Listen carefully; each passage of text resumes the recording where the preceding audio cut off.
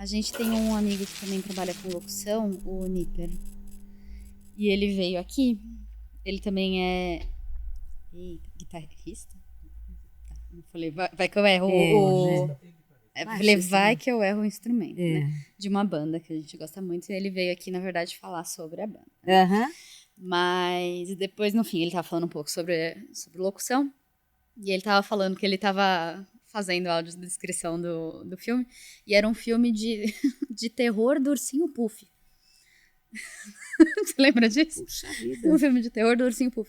E ele falava, não, mas assim, é bem trash, assim, é um negócio bem... Não sei o que. Ele falava, e aí, eu tô aqui falando, tal, e aí o Ursinho Puff, ele passa pela serra elétrica, tal, e ele falando como que era, tal, ele...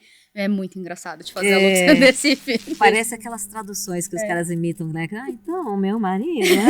Você fica num tom assim, aí a emoção vai lá, a coisa fica sangrenta, e você continua aqui, Ele falava, nossa, não, e aí o leitão tá entrando numa máquina, tal, e ele, eu tenho que ler assim, retinho. A audiodescrição não é para ser mais um personagem dentro da história, né? Então, realmente tem essa... Quando a gente faz uma coisa para público infantil, tipo Turma da Mônica ou qualquer coisa para o público infantil, há uma adequaçãozinha de tom. Eu realmente entro num tom maternal. Eu conto a história num outro tom. Mas não é um personagem, então não dá para você ficar entrando nas emoções. Olha, cuidado! Não, você não é um personagem no filme, não é uma...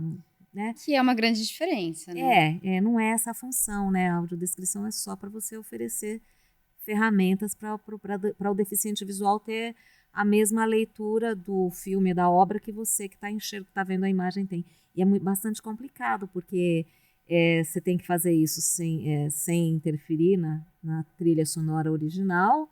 Então, assim, você vai entrar aqui pontualmente, é sempre uma questão de escolha. Você vai descrever uma coisa e vai abrir mão de descrever outras coisas, porque não dá, é impossível. A imagem é muito mais imediata do que qualquer tradução que você faça em palavras, né? A audiodescrição é uma tradução, mas aí é uma tradução assim que acaba, por melhor que seja, você deixa de traduzir alguma coisa, porque não há velocidade para você traduzir uma imagem. É muito complicado, mas é legal demais.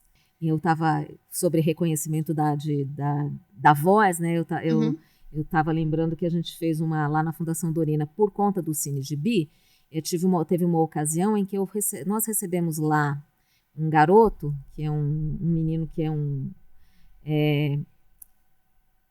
não lembro o nome dele agora.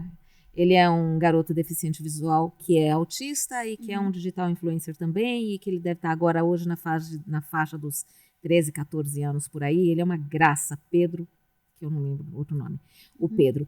E aí ele ganhou o álbum, ele conseguiu que a Panini imprimisse para ele um álbum com a ferramenta do Braille durante a Copa do Mundo, uma edição, acho que é a última edição da Copa do Mundo, ele recebeu um álbum com Braille, porque ele fez uma campanha, a gente não tem acesso e tal.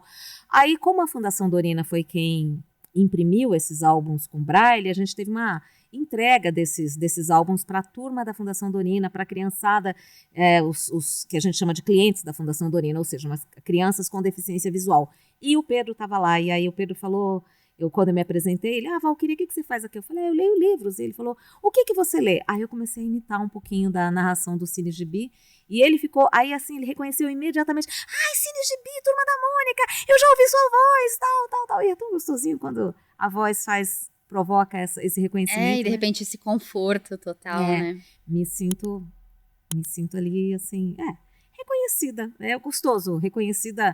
Às vezes, já aconteceu comigo de estar no metrô e ter um deficiente visual, que eu estava, assim, conversando com uma pessoa no metrô, um amigo, e o deficiente visual foi aproximando e falou meu nome, assim.